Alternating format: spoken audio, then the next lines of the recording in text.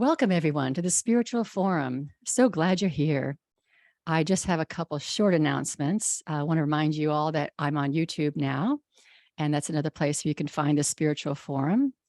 And please share this podcast with friends and family. We want to get this voice out into the world. And if you do feel like you receive anything from this, I want to encourage you to add a donation, small or large, to help support this ministry, this mission. And what it really here, the Spiritual Forum is about is to bring really fabulous people to you all, so that people who've had all sorts of different experiences with the divine. And that's what I love about this podcast, is that it's not narrow, it's very, very wide. And it's really a podcast that is a message of hope and awakening and inspiration. And today we have a fabulous guest, and I'm so excited to introduce him. His name is Gregory David Roberts, also known as GDR, and he's best known for the novel Shantaram, which sold over 7 million copies. He has a fascinating story, having turned his life around from being Australia's most wanted man for 10 years as a fugitive on the run in India and Europe, to international best-selling artist, author, and musician. His healing story started after he was extradited back to Australia and sent to solitary confinement as a punishment for escaping.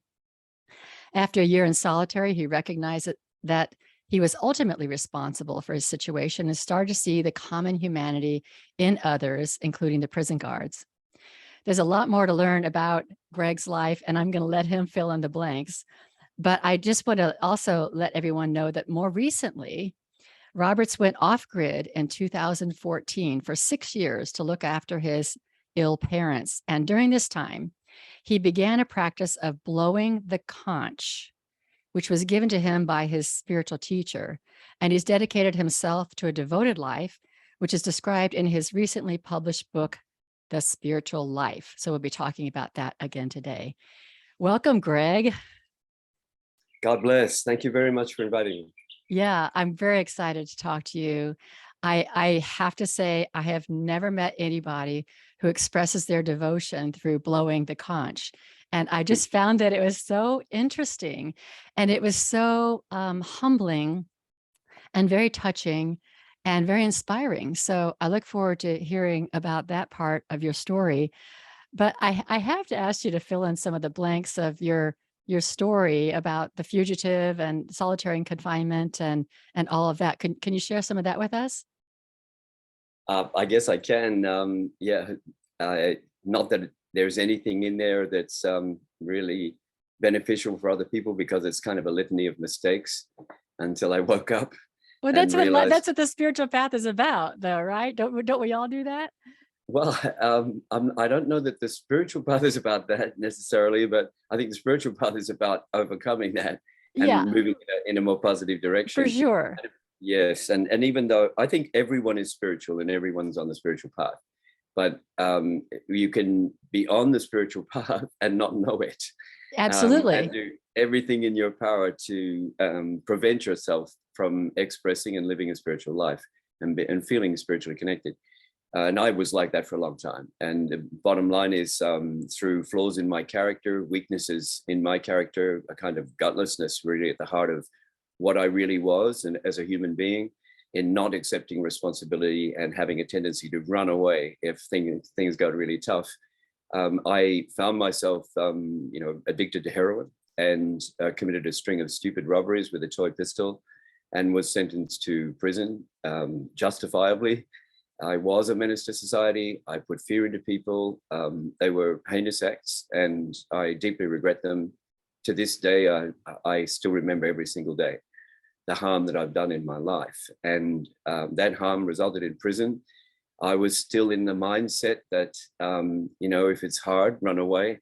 I escaped from the prison after 2.5 years of a 10-year sentence, and spent 10 years on the run as a fugitive, was eventually recaptured. And as a punishment for the escape, was put into solitary for 2 years. And it was the best thing that ever happened to me externally, if you know what I mean, in terms of a life shakeup. sometimes, the universe or God or whatever it is taps you on the shoulder and says, you know what, you might want to change the direction you're in. And then you get a shove from behind. And if you ignore that, sooner or later, you get a big whack on the head with a lump of 2x4 that is going to tell you, and are you awake now? Can you see now? Can you get it now? And solitary was a gift for me. Of course, it's hard, but it was a gift because within that experience of 2 years, I underwent some fundamental changes in myself, accepted responsibility for the harm I'd done, for the mistakes I'd made, and stop blaming people, society, your family, your whatever it is, conditioning, the world you live in, and realize that the harm that you've done and the wrong directions you've taken always come back to you. And when you accept responsibility, that's the first step in shaping your destiny in a more positive direction. So after I came out of solitary and went back into the mainstream, I started teaching literacy classes to life sentence prisoners who could not read and write. And for me, the thought that you're spending the whole of your life in a prison, or most of it, and there's a library there full of books with tremendous stories and fascinating adventures, and you can't read them, that it might as well be a room filled with stones. And so on. That to me is a core tragedy within the prison experience, because illiteracy and difficulty with literacy is prevalent. It's amazing how many prisoners are suffering from literacy issues, and this is a big part of it. When I repurposed myself and accepted responsibility and thought, this is my life, I can't wait for my life to begin when prison finishes. I could slip in the shower and die tomorrow. This is my life. I can't wait for it to begin. So I had to do something. And when I repurposed my life in teaching, the time of the last 4 years went so quickly and was so positive. And I gained so much from it, where before I'd really been bashing my head against a system. I gained so much from it. And when I left, I shook hands with prison officers, shook hands with prisoners, and all of them said, we'll never see you again. And this was a reflection of the recidivism rate in Australia, which is, far too high. We all know it, and everyone recognizes, and there are steps being taken to try to reduce recidivism. But that was a heartfelt statement from prisoners and prison officers saying, you're not going to come back. And they were also saying, stay on this path that you're on, because you won't come back if you do. And so after that, my life sort of changed. I focused on the writing that I've been doing my whole life, and focused for 5 years on writing Shantaram and completing it. I've been working on it for about 8 years before that, and I finally sat down and completed the book, introduced the book to the world, a 900-page novel, and thinking, well, maybe a few people will read this. And as it turns out, a lot of people wrote to me, and it really confirmed, saying the book changed my life, or it inspired me, or it helped me in some way. It got me through a really tough time. Or this brought us together. We're getting married. We'd like to invite you to the wedding, and so on. A lot of these things where the book brought two people together and so forth. And these are not things you can even think about when you're writing it. You're in the passionate flow of your art, and you want to just produce the best art that you can.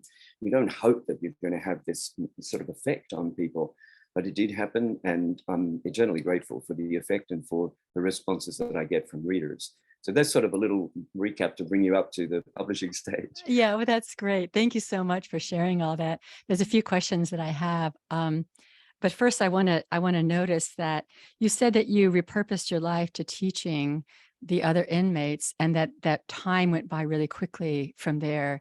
So I think that really ties into when we're in service to others. It's like timing becomes like divine timing. There's something very different that happens when we are in service to others. Is that your experience? Yes, I'm not even sure I'd use the word service, but I understand what you mean by it. I do understand. And I think it's sort of as you can perform a service and not be, intentionally motivated in a spiritual way. And you're performing the service well and doing the thing, and then you say bye and leave. And we're grateful for that service if it is performed by someone. But it's sort of a little bit more than service. It's a sense of devotion that you can find something that you can devote yourself to, and that it is meaningful. And we ask ourselves, what's the meaning of life? It's, in my experience, it's purpose that gives life meaning. And a life without purpose is temporarily meaningless until it is repurposed. And as soon as someone who's in that throe of depression finds the strength within themselves and the companionship, friends, and good advice to get into a purposeful life, they find something and say, I really want to do this, and get into it. That sense of purpose is the thing that shapes everything else about you, and your reactions to other people, your positivity when you wake up in the day, the positive thoughts you have when you go to sleep, because you know the next day you're going to do more of that very important purpose that you've associated yourself with, and so on. So it's sort of a little bigger than purpose. It's forming an intention that this thing that you're doing is a good in itself, but it's the right thing to do in a wider sense, in a spiritual sense. And if you keep on this kind of path, you'll overcome those weaknesses and difficulties that within yourself that propelled you to compulsive behaviors and doing negative things. So it's sort of yes, it is service, but it's more than that in a sense. So do you call it seva? Is that right? Or is seva something else? Say that again, you can't, sorry? Seva, S-E-V-A. Oh, to do seva, yes, exactly, seva. Some humbling service to others, and that's the difference between seva, doing seva, and becoming a bhakt in a temple. These two Indian words, people can come to a temple and perform seva. They will come and clean something, cook something, give respect, and go. And this is the performance of seva. When you take it to another level and you're actually serving not just the temple, but you're serving the teacher personally, it's taken to another level, because the teacher has met usually thousands and thousands of people. They have thousands of different connections to people, spiritual, physical, in their mind, in their heart the whole time. And the people around that teacher need to be deeply respectful.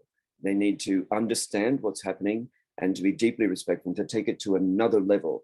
So the person doing service may come into the temple, get a blessing, and go. The person who's taken that after a lot of service, who's taken it to another level, so to speak, will sit and receive wisdom from the teacher. Mm-hmm. It's at a different level, and so on. You've gone through the service part of it to where you're now going to receive, where that comes back. The service has helped you in humility, in humbling yourself, in getting yourself in a real perspective to the teacher, to the temple, to the other people around you who are coming there in good faith. But then beyond that, the reward that comes is the darshan, the teaching, the wisdom from your teacher, which is that extra level that takes it into devotion. When you become devoted to the teacher, in the sense that you'll do everything within your personal power to help the teacher function in this world, and so on, it goes beyond helping the temple service to helping the mission of that particular teacher. Okay. So I'm trying to figure out where to go with this, because there's so many ways I can go. I just want to recap the idea of purpose and meaning, because what you're saying is that for all the people who are saying, oh, life has no meaning, or my life has no anything, we create our meaning by establishing ourselves in a purposeful life. Indeed. Yes. Indeed. So we all have that ability. We all have that ability. There's nobody needs to suffer from a meaningless life. Indeed. We are all way stronger than we know. All of us. We carry within us the strength of our ancestors. And our earliest ancestors not only gave us the virtues that we have and that we recognize through their, think of it, the first of our humankind who were entering this world and becoming a part of it, and in a new way, with an opposable thumb and a highly developed, high functioning brain. But they had no sharp claws, they had no long teeth, they couldn't outrun the animals, they couldn't outclimb them, and so on. How did they survive?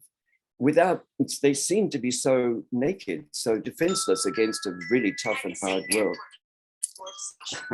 Sorry, I've got the phone. That's okay.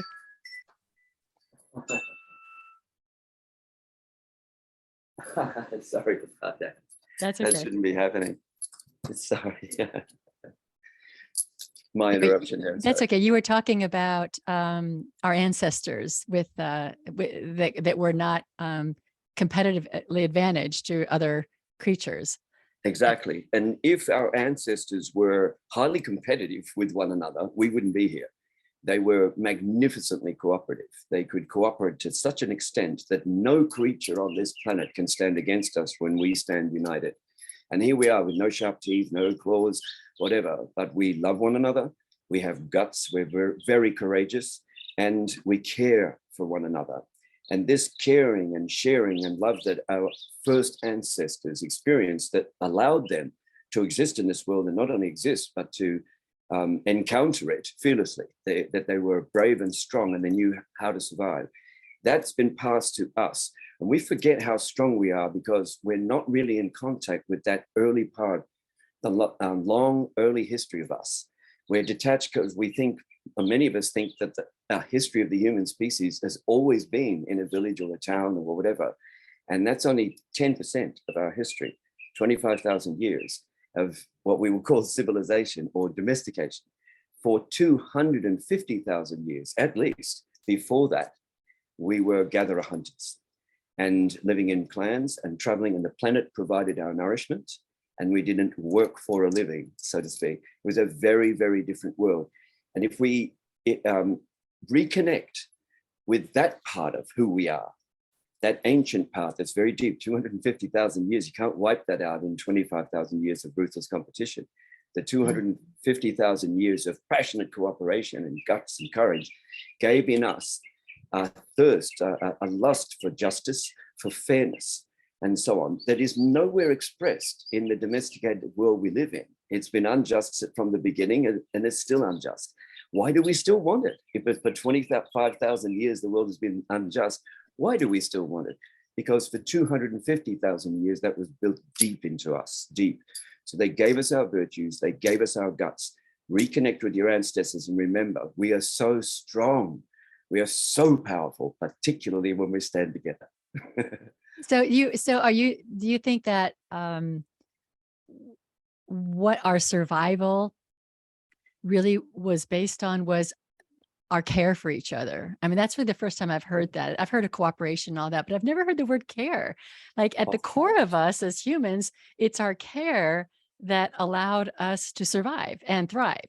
Of course, it's fundamental to our existence because, well, the trade-off between the big head with a big brain and so on, the trade-off is that there is a high risk of death in childbirth of the baby and the mother. And if the head is exactly at the size that it can be to still pass through a birth canal, if the baby stays any longer in the womb too long, it can't pass through the birth canal. So other animals gestate for much longer. Monkeys, horses, all sorts of animals gestate for a very long period. When they're born, within hours, they can stand, move, hold on with a very strong grip to the mother monkey or whatever, and hang on and go through the trees and so on within hours. And our humans, this trade-off with the big brain means that we're born, in a sense, not quite cooked, and we are very, very vulnerable. Our babies are very, very vulnerable compared to the young of or any other species that we interact with. So it meant that if we don't care very much and share that caring and love each other, we're not going to make it. And we did make it. So we made it because we care, we share. We didn't just walk away from the babies that were born. They were so vulnerable, but they survived. Why? Because we cared so much and we shared so much and we loved each other so much. And that's the wellspring of our humanity. When you hear someone say something horrible happened and they say, oh, that's just human nature. No. Yeah. That's in human nature. Our human nature was formed in that first 250,000 years as gatherer hunters. And when you dig and research through that period, you don't find any massacres. When you look at the art, what does the art show? Human beings throwing spears at animals. And when we domesticated ourselves, all of the art is the art of war. It's human beings throwing spears at human beings. And anywhere you dig, since we domesticated ourselves, you'll find a massacre, if you know what I mean. Yeah. So that early period was not like that. We can go into it more deeply if you want to. It's about the role of the female in that society. Why were all the gods female? There aren't any male gods that we found from the ancient past and so on. We found plenty of female gods and god figures, but no male gods in that ancient past. We can talk about other aspects of, the importance of the birth of females because of high infant mortality rates. So when a girl is born, it's a celebration. The clan will continue. Absolutely. And if we don't have girls, we're going to go and get some from the next clan and deal with those guys. It might be 300 kilometers away. We have to go and find them and ask them. When a boy is born, okay, good. But when a girl was born, it was a cause of celebration. Once we domesticated ourselves and had to defend the land that we stole from the planet to say, this is mine now, I own this land, and we have to defend it with spears because other people go, how can it be yours? And you say, it's mine, like this spear is mine. You say, no, you made the spear, but the planet made you. How can you own it? And so on. You get back, I own this. This is mine now. You need a preference for sons to hold those spears and keep people back from your flock or from your crop or whatever it is that you've domesticated yourself with. And everything becomes the art of war, a preference for sons, a preference for patrimony, which never existed in the 250,000 years of our history before that. Yeah, I completely get that. I also wonder if in the Christian Judeo tradition, which is not those years, but there is a story of Eden. There is the story of a time when we were cooperative, I think. I don't think it goes into great detail, but I think it is at least in the Bible, it is the way of connecting to a time when it wasn't so warlike, when it was we were in cooperation with all of creation. What do you think about that? Well, we know that the texts we're talking about are some thousands of years old.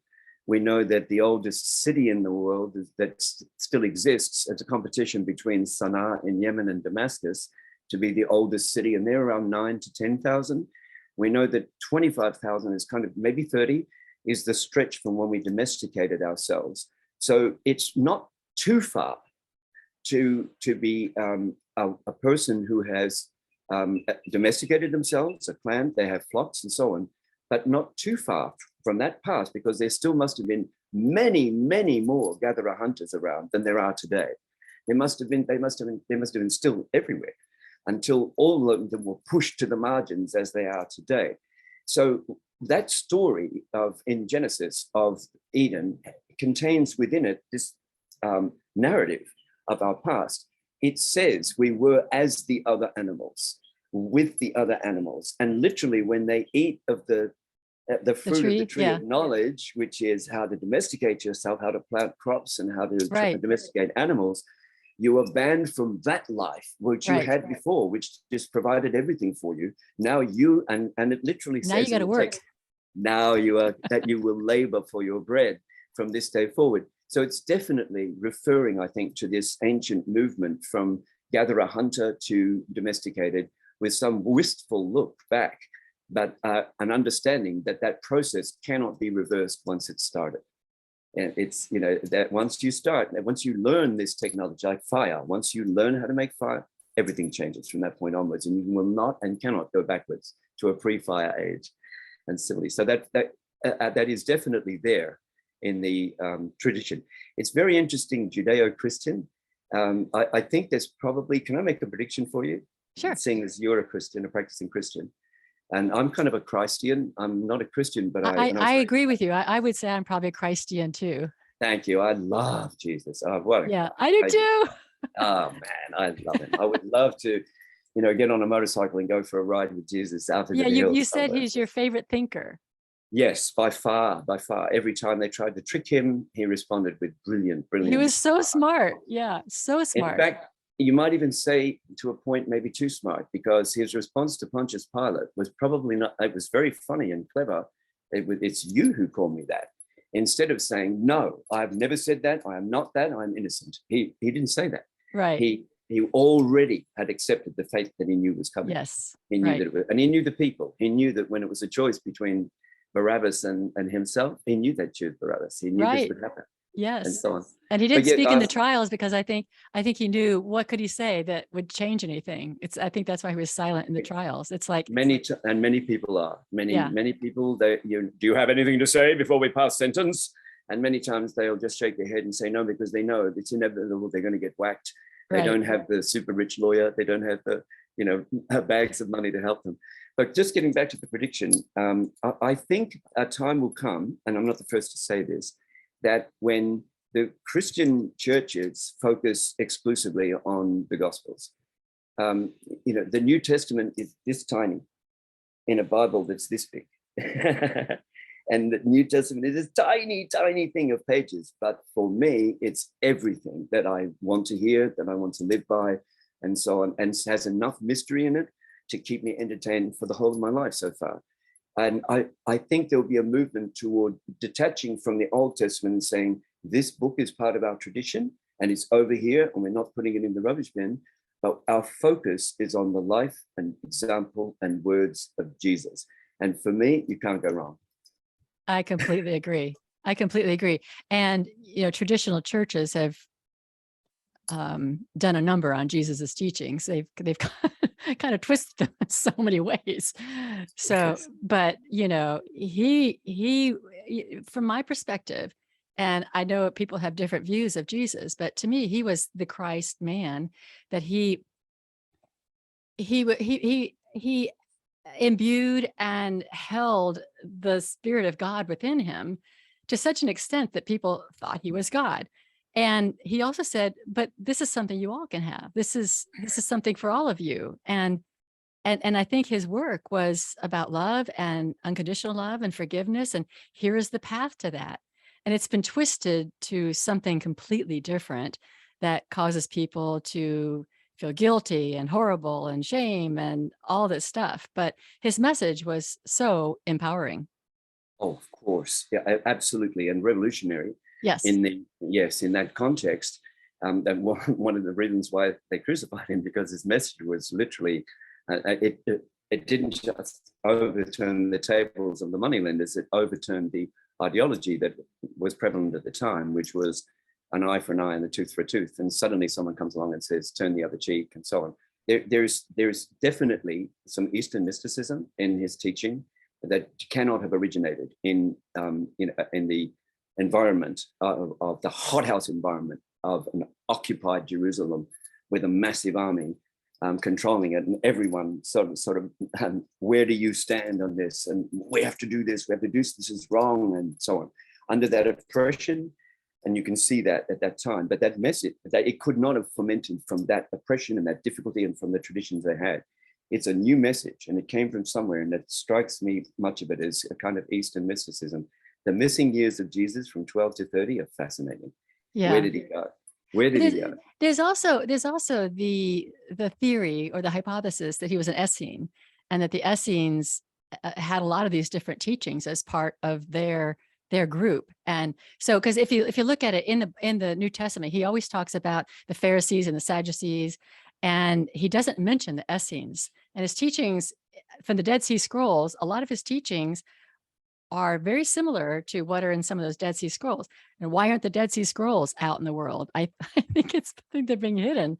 But anyway, there's some truth. But yeah, the missing years, there's a lot that we could talk about there. I kind of want to get into your going off the grid and what that was about, and how you met your teacher, and the blowing of the conch, which I think is so foreign to so many people, but is your expression of devotion. And in your book, you talk about there's 3 necessary steps on the path: acknowledgement, surrender, and devotion. And so maybe you can talk about that, talk about just talk about these years. I'll kind of let you go with that. Sure. One of the things that happens when you write a book and put it out there is that it's kind of a message in a bottle. And as people will pick it up, open that bottle, read the message, and reach out and get in touch with you. So how I met my teacher is that he said to a friend of his, a mutual person who knew me fairly well, and said, I've just finished this book and I want to meet the writer. Bring him here. Bring him to my temple. Oh, wow. And, so I went there and met him, and was fascinated by his dialogues, because he doesn't refer to religious texts in any way, he knows them all, and can quote them if you want. But he doesn't refer to them, he only refers to his personal experience. This is what I know from my life. I'm not going to tell you a scripture. You can go and read it for yourself. I'm telling you what I know. And I was fascinated by that, the directness of his personal experience in his exchange of wisdom. And then I got to see him perform his ceremonies. And it was the first time I'd seen a tantric at his level. The difference between the spiritual and the occult is that the spiritual is knowing it, and the occult is putting it into practice and doing it. And so when you cross over, when you take your spiritual knowledge and you say, I'm going to try to open a connection with the divine, whatever that is, whatever it means, I'm going to try. And the medium I'm using is this, or this, a ceremony, a ritual, whatever, the blowing of the shell. So I watched him, and I had never seen anyone so charismatic in their faith. My mother, when she came, I brought her to India with Dad, and she just cried from the beginning to the end. And when I said, "Are you okay?" She said, "It's the most beautiful thing I've ever seen. I've never seen anyone so passionately and charismatically devoted to what he's doing." And it was just beautiful to watch, and it's so sincere, and that's what gives him his tremendous energy. He's indefatigably energetic and loud as anything, and he'll shout his head off and so on. He's terrific. But then in the ceremony, it's 100% commitment. So I saw this for the first time, and I'd seen many, many, many ceremonies, but they always had seemed to me a little feeble and not quite into that charismatic thing. I can say, as a young Catholic going to church and going to a Catholic school, we had a visiting priest from Italy who came to perform the Mass as a special thing. He was a young Catholic priest from Italy. And it was the first time I ever felt the hairs stand up on my arm, stand up on the back of my neck. I got goosebumps. He was so charismatic in what he was doing. And to him, it's voodoo. I'm turning this wine into blood. I'm turning this bread into flesh. And I am doing this. And it was so charismatic, but I never saw that again in priests. It was mostly mumbling and gentle and kind and all very nice. My teacher impressed me with his dynamism and so on. And as he says, where is the benefit of your faith when someone will come and say, I've done this and I've done this and I've done this. And they look half-starved and sort of, you could poke them over with a straw, and he'll look and say, come on, man, your faith should be filling you with this. Can I jump back to something you said before going on to, Sure. The parents and that? You talked about, because it's relevant in a way, you used the term unconditional love. I understand what people mean by that, but I don't think there's any such thing. I think all love is conditional. I think everything is conditional except faith. Faith is unconditional. And it is the only thing for me that I've ever found in my life that is unconditional. I think we can say that one person has unconditional love for another person, or I have unconditional love for my child, but we all know life can take such dramatic turns that love can turn into something that's not love. Mm-hmm. And so it's not conditional. If there was a condition, you just didn't know that there were conditions there. Mm-hmm. I think accepting that love is conditional and that we have to earn it, treasure it, and hold it closely to our hearts and guard it. And if we don't, it's a conditional thing and it'll fall apart. So we have to constantly cherish that love and nourish it. If we think it's unconditional, it's okay. I don't have to do anything. I have unconditional love. But faith is the unconditional thing for me. So just if I may return to that point that you were asking about, I'd watched my teacher for about 5 years and kept notebook after notebook of the things that he said, some funny, outrageous things, and some just so sharp and insightful that they were brilliant. And I kept notebooks and asked my questions, was, probably the most annoying student he's ever had because I literally had accumulated a lifetime of questions. But we really bonded. And when I told them, you know what, I've been coming for 5 years, I'm working here in India. And so it's pretty easy. I'm literally 2 blocks away from the temple. So I've been coming and I'm loving it, but I may not be able to come for quite a while because my parents are not well. I'm going back to look after Mum, who has been diagnosed with cancer. And he said, okay, good, take this. And he gave me his mother's shell that she had blown, his late mother. And she'd blown it for 20 years. And for the last 10 years of her life, she was blind. And she blew that shell every day, twice a day. So he gave it to me and said, take this with you when you go. And I'll see you after some years or whenever you come back. And I said, what am I going to do with it? And he said, because I had never considered that I would do what he does and blow a shell. Of course, I don't do it in the way that he does and so on. Mine is a baby version. It's okay. But I said, what am I going to do? And he said, put it on the window shelf as a decoration, or blow it, or do whatever you like. It's yours. So I took it. I went back and I thought, if I'm going to do this, if I'm really going to blow a shell as he does, not the way that he does, but with his intensity and his experience and his knowledge, but innocently, like a child, stand in front of the divine and blow this and say, I hope you like this, and do this, then I need to clean myself up beforehand. And so in the process of looking after mum and dad, closing down all the things that I was doing before, being in that seclusion of saying, this is the most important thing now.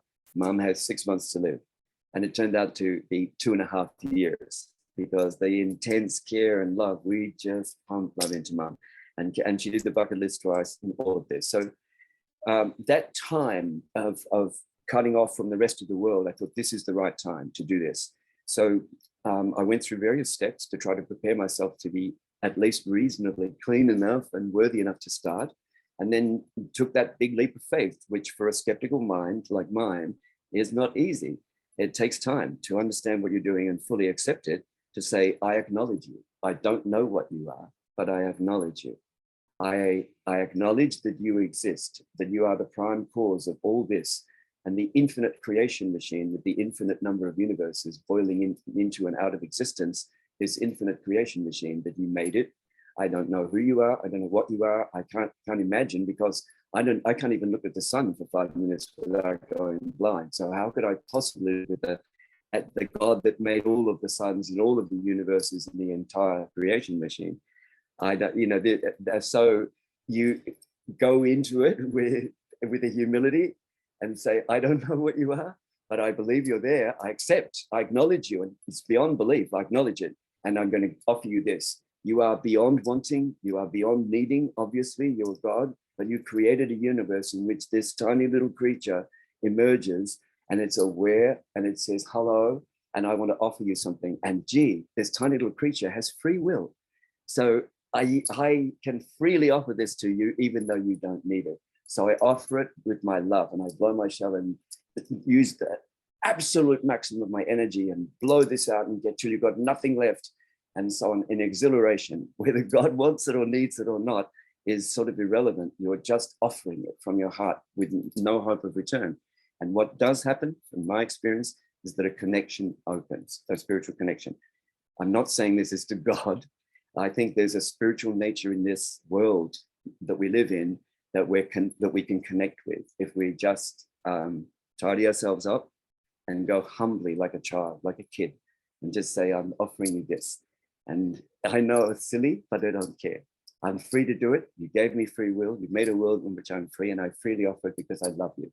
And then I did this and kept notes on it for the first 6 years. After 3 years, I said to my soulmate, I think I should put these notes into a little book, because I think there might be something important for other people from my little shabby personal experience. There might be something that other people could take. And my soulmate said, oh, yes, good idea. She said, great. And then at the end of that 3rd year, I went, I have to do another year. At the end of the 4th year, no, it's not enough. I have to do another one, and so on. So it was fully 5.5 years before I felt ready to put pen to paper and put this little book together, which maybe can provide some insight for other people. It's by no means exhaustive. It's a little book, but there may be something that helps someone else as they take their steps on the spiritual path. And I hope that works for them. Yeah, I love that. It's not really about the conch per se. It's about the devotion and the offering. And your modality is the conch, or your chosen vessel, I guess, is the conch. But so if any of us could offer ourselves in a way that we are moved to the divine, and there's something so beautiful in that. I mean, it's like you said, there's nothing in return. I'm giving you what I have, whether you want it or not. I'm choosing to do this. I mean, I think this is so missing in Western religions. I mean, it's just so missing in our world, how we can express our devotion to Yes. what is under all of creation. We do it in prayer, we meditate, we have different little rituals, we light candles, but this, here I am, Lord. Here I am, God. Here I am, creator of all that is. I can offer you this. It's so beautiful. And the way you describe, though, each year, you go into each year of your conch, and I mean, it's like, I don't know, it's so inspiring because you're just giving your your all. And I can give more. And it's just, there's such a sweetness about it. Thank you so much. Thank you very, very much. Yeah, I love it. I think it's interesting. And the conch, I hate to say this, but when I was growing up, my family had a conch shell. My parents, I think, brought it back from a Oh. vacation. Yeah, but we didn't blow it like that. It was our dinner bell. So Fantastic. we were out playing. This is like in the 60s, and we were out playing. This is before there was a lot of authorized play and soccer and all that kind. We didn't do that. We just went out into the woods and played. And then when we heard Yes. the conch, we came home for dinner. Oh my gosh, that's so fantastic. I'm so glad to hear that. Amazing. And see, this is the intersection between the material world and the spiritual world. In the material world, that was a dinner bell. Right. In the spiritual world, it is a conch, as they say in America, or a conch. And that sound from that shell is a sacred sound all over India. There's no doubt about it. It's connected to the sacred. Every single temple in India, and there's 100,000 of them, has Wow. people blowing the shell everywhere and so on. So here it is. It's both a material event, where it's a dinner bell and nothing more than that. But at the very same time, if you're aware of both, it is a spiritual event and it has spiritual significance.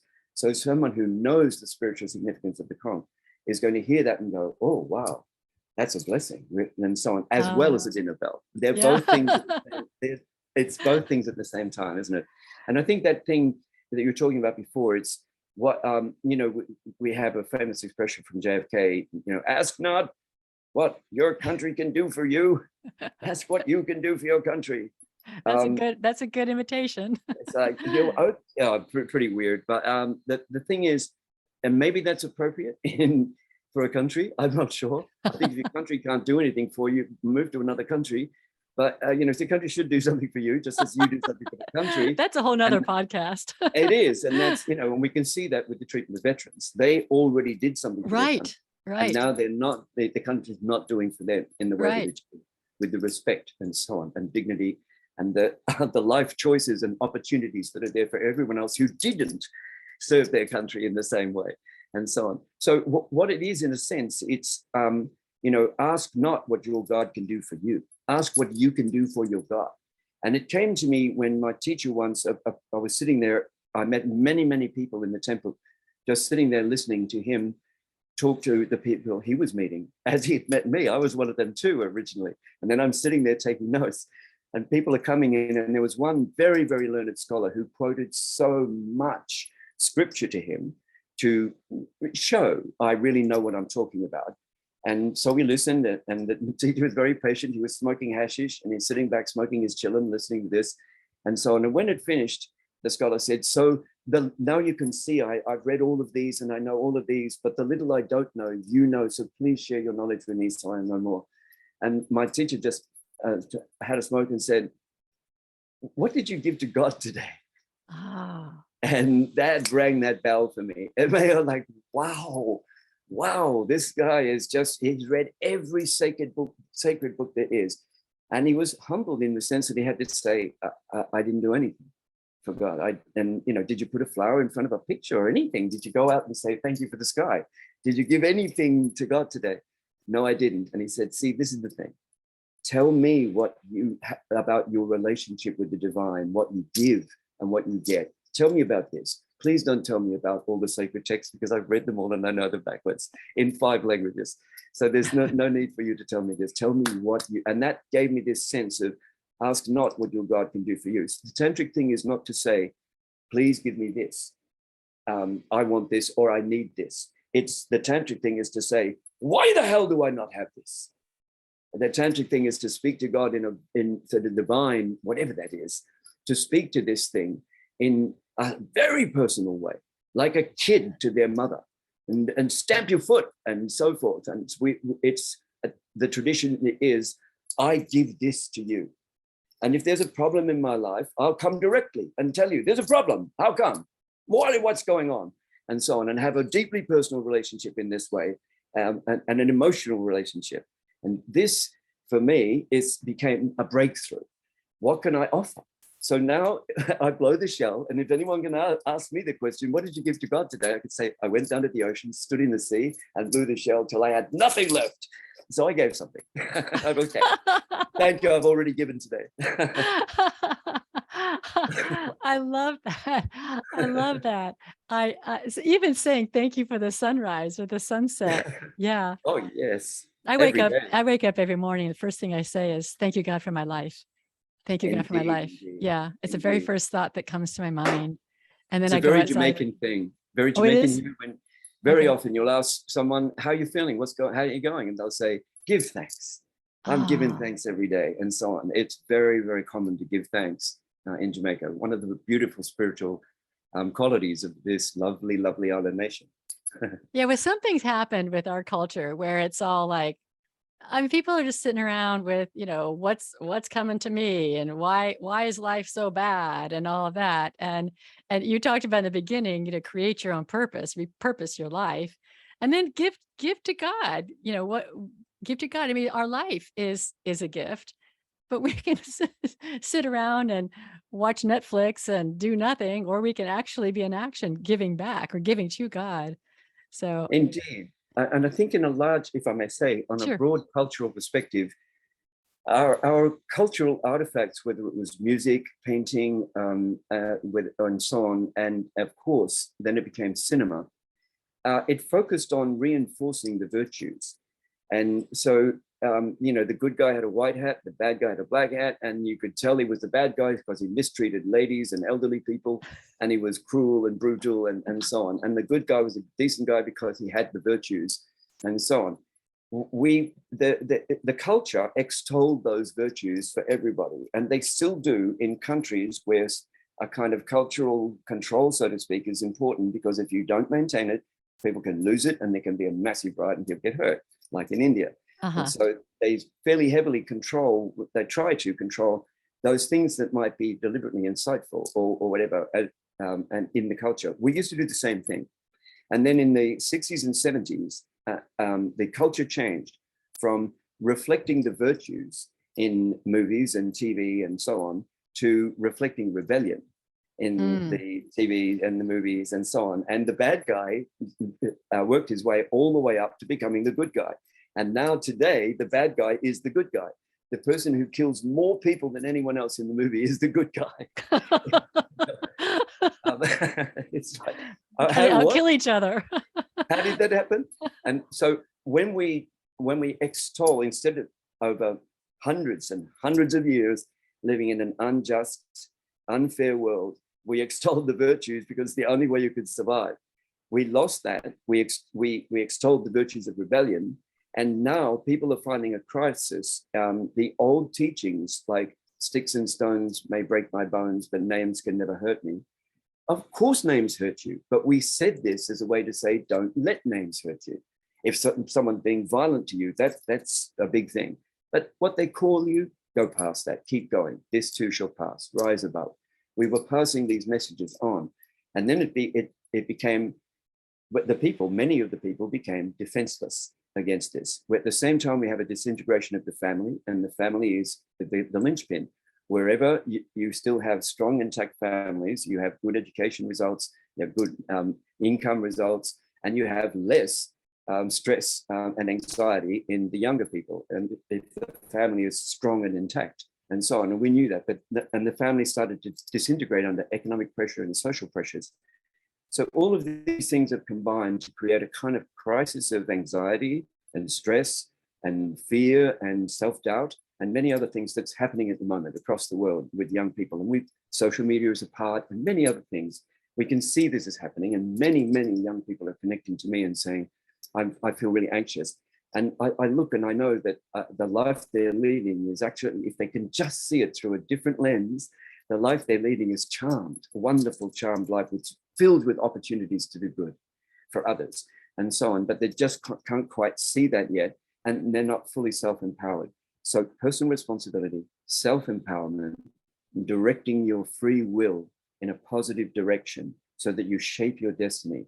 This is so important, and it will address many of the other things that are underlying the anxiety and tensions that people face. One coda on that I'd just add is, if you're not anxious in this modern world, there's probably something wrong with you. If you think that the best of all possible worlds, if it can't get any better, it's great like this, there's probably something wrong with you. And if you feel anxious in a world like this, it's a normal reaction. This is normal. Dealing with it is another issue, but feeling it, there's nothing wrong in feeling anxious in an anxious making world. You're right. I mean, you're right. I mean, there's a lot of spiritual bypass, and I can get above this. I'm all love and light, and yes, all this crazy stuff's going on, but it's not impacting me. It's like, are you kidding me? It's crazy. Yes, of course, that's Yeah. right. So where do you think we're going culturally and socially? Do you think that we're at a kind of an evolutionary point where we may go in another direction? It's a massive question, and it's kind of a quicksand, social quicksand.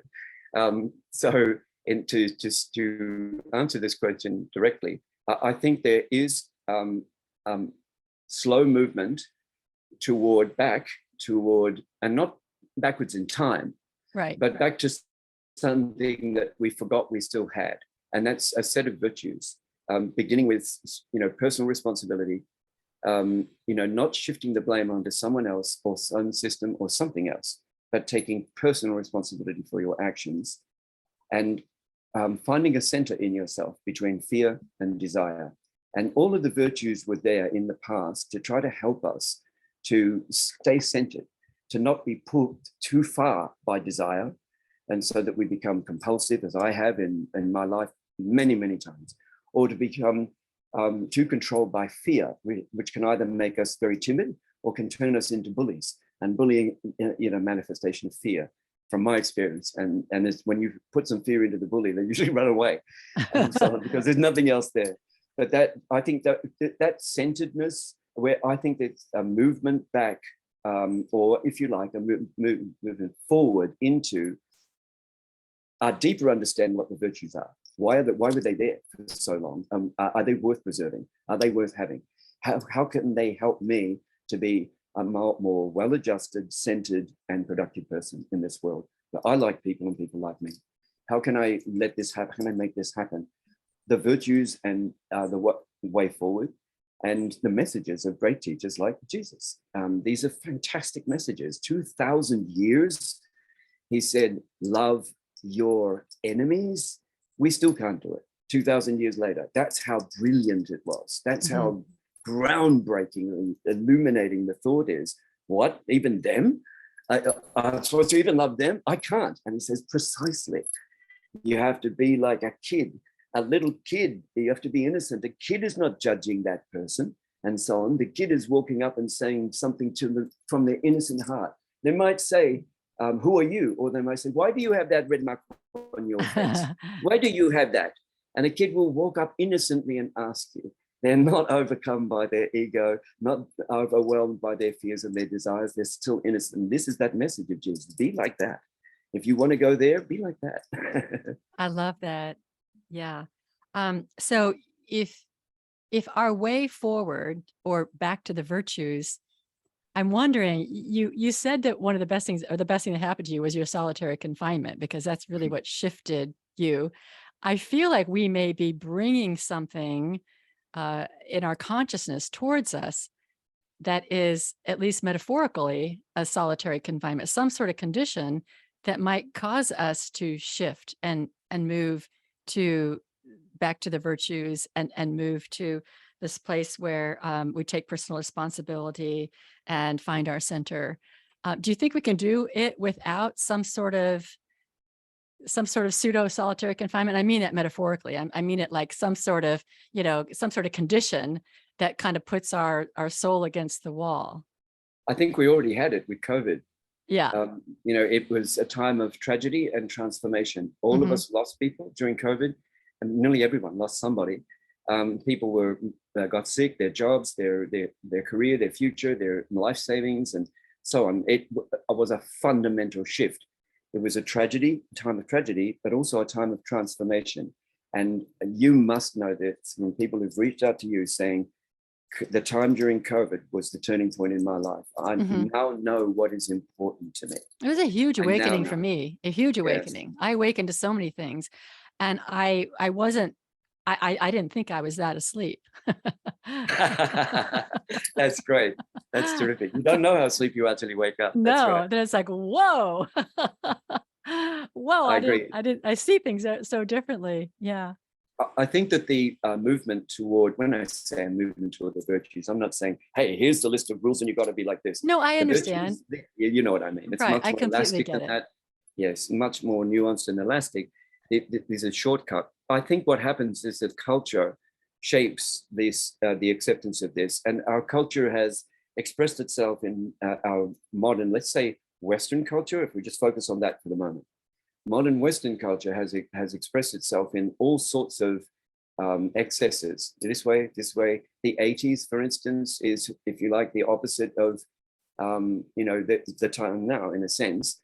Greed is good. Yeah.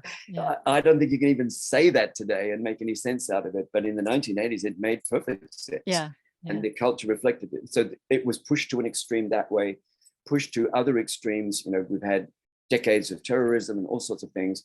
And the culture moves left, right, left, right, left, right. And I think eventually we'll be finding a culturally nuanced way as we go forward. I think that there will be movies and television and books and other things that are less about the issue that person is dealing with and more about the issues that everyone is dealing with. That used to be the benchmark for artists and for writers particularly. Is this universal? Can people relate to this everywhere? Or is it just your group who can relate to this? Well, that was thrown out with the canon for various reasons, and life goes on, and with the literary canon. But that movement back to a kind of universal thing where this is my story, but this is how it can be applied for you. This is how it's relevant to everybody. I think culture is going to do this. So it'll be expressed in cinema, in TV programs, podcasts, videos, and so forth. And I think we'll see the culture shaping itself as we go forward, because we learn, all of us, by trial and error, about what is working well and what is not working well. And sooner or later, culturally, those things that are not working so well fall away, and the things that are working well go forward. Okay, great. I have at least two more things I want to cover with you. And one is, I want to kind of go back to unconditional faith. In your book, you talk about faith. You defined faith as freedom from fear. Yes. Yes. And so unconditional faith, I'm assuming that is like, no matter what, I am devoted. I think, and firstly, the only thing that's unconditional, I think, is faith. And I don't really use the term unconditional faith, because that's sort of suggesting, he's got conditional faith and he's got unconditional faith. Okay, so faith itself has no conditions. If you have faith, you have no conditions on that faith. I think so. I think it's the purity beyond belief. We have belief system. You believe this list of things. You are a Muslim. You believe this list of things. You're a Buddhist. You believe this list of things. You're a Judeo-Christian, whatever. That's belief. You need to believe those things and say, I believe, to become a member of that community, and so on. And there are people who are filled with belief and have very little faith, in my experience. And there are people who are filled with faith and have no belief. They don't belong to any religion, but their lives are lives of faith and expressed. What it comes down to is the constancy, this simple formula: everything that happens to you, whether good or not good, is a test of faith. And so faith is that. It is the constant running through your life, so that when you have a calamity, if your faith is strong, when that calamity happens to you, you say, how can I be worthy of this? My faith is strong. How can I be worthy of this? Is your first question to yourself. I need to rise to this. I need to be worthy of this. How can I help? How can I be involved? If the lack of faith will plunge the person, and I know this from my personal experience, a lack of faith in myself, in my friends, my family, and so on, in anything beyond this, my lack of faith is what plunged me into cataclysmic despair when I faced real hardships in my life, I became a junkie. I gave up. I threw it all away. I did not have any faith in myself and the others around me that I would survive it, that it would pass, and that I was strong enough to get through it, and so on. Faith is what gives you this. And how do you get that? There's a kind of formula, and it's the same in life, in this material world, and it's the same thing in the spiritual. There's affinity. People meet and they have an affinity. Oh, gee, you like video games. So do I. What? What's your score on this? Ah, no, I beat that last time. There's an affinity, whatever it is. It might be racing cars. I don't know, but they have an affinity. That can turn into affection. And affection is the first cousin of love. And love is the first cousin of trust. When there's enough love over a period of time, people may love each other deeply and yet still have a jealousy thing inside or whatever, and not 100% trust the other person. Over time, enough love and enough true love will build trust. And trust is critically important, fabulous thing. But beyond trust is faith. You can trust that your partner is not going to betray you, but it's a different thing when you have faith. Faith is someone could bring you a film of your partner doing something and you grab them by the ear and drag them down to the police station and say, I want this person arrested for making a false declaration because this could not happen. My faith is, I know this cannot happen. Yeah. Beyond, oh, well, I trust the person, but I'm not sure. Maybe it did happen. Faith is unshakable and unconditional. Yes. And it's very hard to get there. But once you get there, it gives you that freedom from fear. And it's a responsibility. You have prosperity. How are you going to deal with that? Is it going to, warp your mind? Are you going to become, a nasty person as a result of it? Or is your faith strong enough to say, am I worthy of this opportunity that's been given to me, this prosperity? How can I do this in the most beneficial, positive way without thinking about your faith? Because your faith drives you to that perspective. Yeah, so if a good thing happens or what we call a bad thing or a hard thing happen, it's how can I be worthy of this? Yes. And I think that we don't ask that question, but we certainly don't ask that question when a bad thing happens. We're like, oh, poor me. How can I be worthy of this? And that really, I mean, there's so much power in that. I mean, I can feel it. I can see it. If we did that, how can I be worthy of this challenge? It's like, whoa, yes. There is no victim. And the example that I've mentioned in the book is that when my parents passed away, I took their ashes to India. And I know myself very well. At any other time before I had started to fill up the internal container of faith and start to fill it up and get some faith inside myself, faith in myself, faith in my friends, my family, faith in my work, faith in life, and faith in the divine, whatever it is. Until that time, I know that if I'd lost my dad and my mom in 6 months, in the same 6-month period, I would have become a drunkard. I would have started drinking. I would have self-medicated with alcohol or something like this. I would have fallen apart and been useless to my family. Instead, I literally asked myself, how can I be worthy of this? How can I do the right thing for the family, for my parents? And my mother wanted ceremonies done with her ashes and so on. And I threw myself into the commitment and so on. And I never felt that despair that would have, and that sense of defeat or guilt or shame and all of that. Those things are there, but they never conquered me because and I applied myself to it. And one of the few things I'm proud of in my life that I did this for my parents in this way, filled with faith. And I never felt unhappy. And my mother is with me every day. Yeah. I'll show you one time or whatever, but I have pictures of my parents and of my soulmate's parents who both passed away. Here in my little sacred space. I light incense, I put flowers in front of it, I talk to them, I love them, I blow the conch, I tell them how grateful I am, thank you for everything. And they smile on me every day. That's beautiful. That's beautiful. The last thing I really wanted to ask you to do, and I'll give you the last word, but you had this chapter called Affirmation.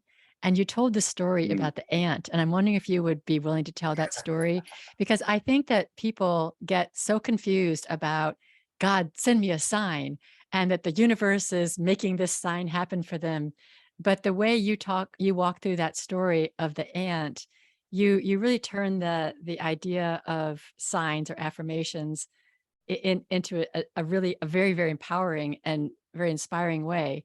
Could you talk about that a little bit?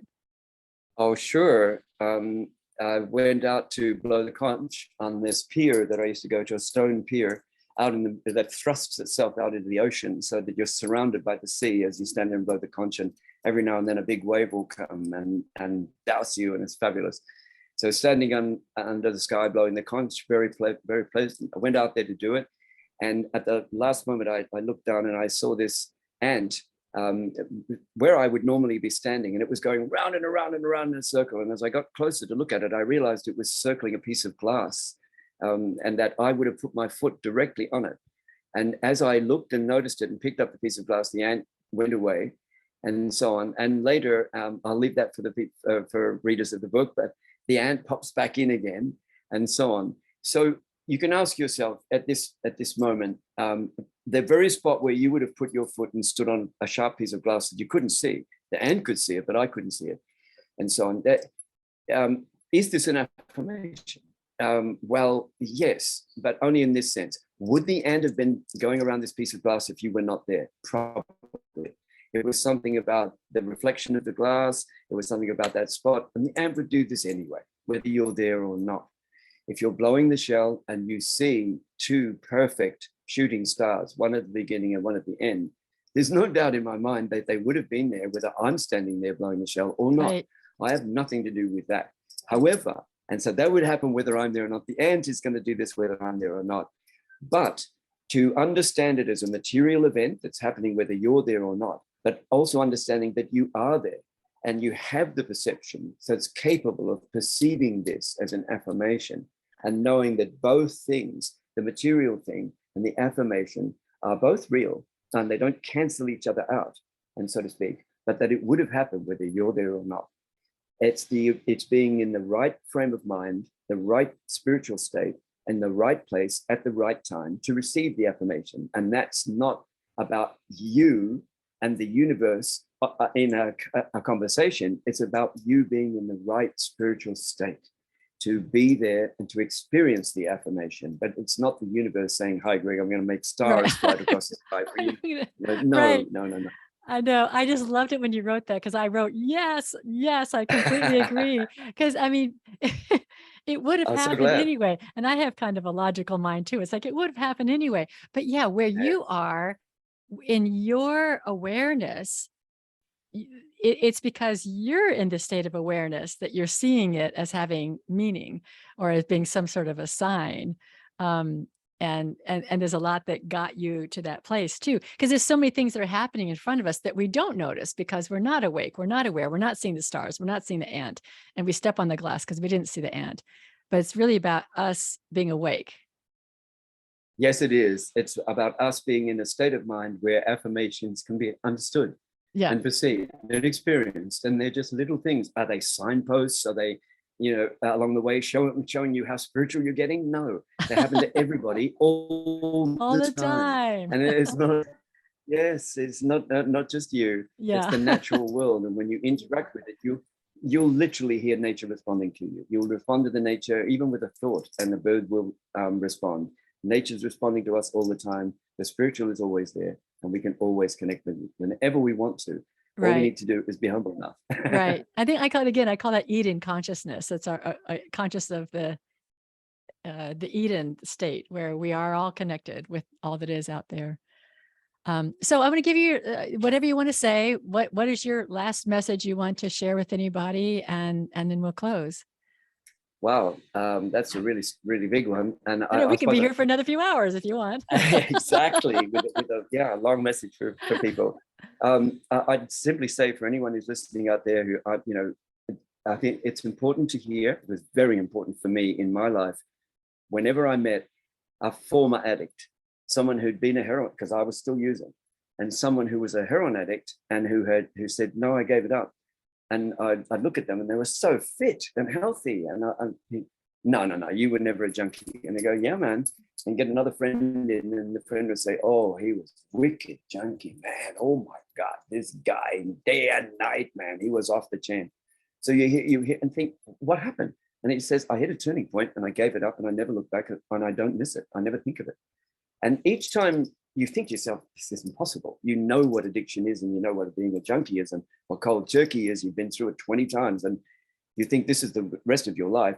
Most junkies think they're going to die with a hot shot or an injection. It's going to happen sooner or later. They know that they're playing a dice game with death. But then you meet people along the way who say, no, I was hardcore junkie and I've never looked back. Well, I'm one of them. Each one of those people I met, when I reached that turning point, they were right with me saying, you can do this, you can do this. And it was so important for me. If I had not ever met anyone who had defeated heroin and was strong and healthy and happy, I don't know that I ever could have got out of it in the way that I did. But I did get out of it as they did. I never think about it. I would never go back. I feel heartbroken if I see someone taking heroin in a film or whatever. It's heartbreaking. It's because here in Jamaica, I don't see people doing it, thank God. But I see very strong, healthy people, and I love that. But I think for anyone out there, know that there are people who did it, know that they got through it. For me, it's 35, 40 years or something. 35 years. Never thought about it, never felt like it. You can do that too. It will happen for you. You just need to hang on until you hit that turning point. Don't lose it. Don't lose your life. Don't throw it away. Trust your friends if you still have any. Trust your family members if you haven't burned them, and so on. And so show some trust, but trust yourself. Have faith that you are way stronger than you know. I know that now. Mm-hmm. I know now that I always had the strength to give up heroin. I just didn't know I did. And when I finally did, it was easy. I couldn't believe it, that I never thought about it and went through the turkey, the everything, and never looked back. So that's the first thing. Anyone out there who's suffering with addiction, whether it's fentanyl, whether it's heroin, whether it's coke, crack cocaine, whatever it is, anyone who's listening to this, you are stronger than you know. And there are many of us who got through this, and you can too. So that's the first message. The second one that I would say is, in life, never give up. Never give up. It's, I can say this because I did. I was the give up guy. I would run away from commitment, run away from whatever was there trying to constrain me or that I didn't like, and so on. I was that person. I gave up and gave up and gave up. And every time I gave up, I threw myself into the pit and I had to crawl out of it again. So what I'm saying is, never give up. So long as you're still here and you don't give up on yourself, you may still be leading a lifestyle that you're not happy with, but never give up on yourself. Don't give up, because you can do it. We can all do this. All right. So number one, you will get out of this if you're addicted. And number two, whatever your problem in life, whatever your situation, never give up. Keep going. It will get better. This too shall pass. This too shall pass if you rise above.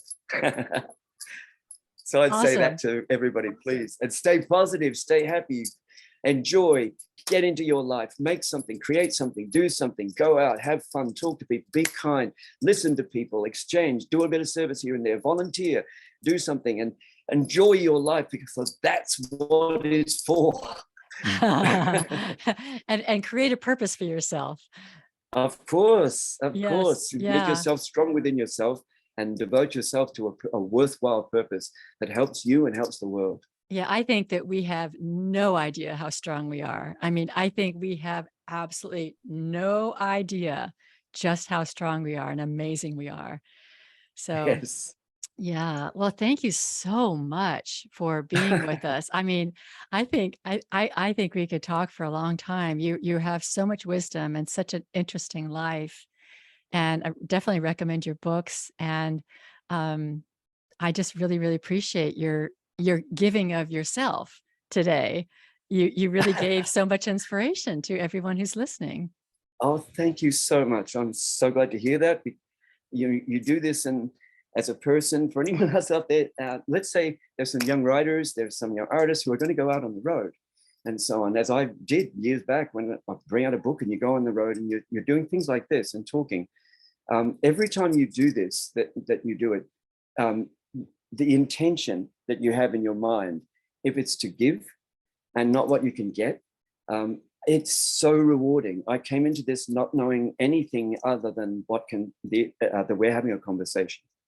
And I've gained so much from it. And I'm so glad we had this talk. Thank you very, very much. Oh gosh, I I feel so I receive. And now I got to go out and give. And this Okay. podcast is a gift. And so we're sort of say thank you everyone for their generous listening. And thank you, Greg, for being on the Spiritual Forum. Thank you And I so just much. wish you God bless and thank all you. the God bless best. and keep you and everyone safe. Yes, yes. And I now close the Spiritual Forum.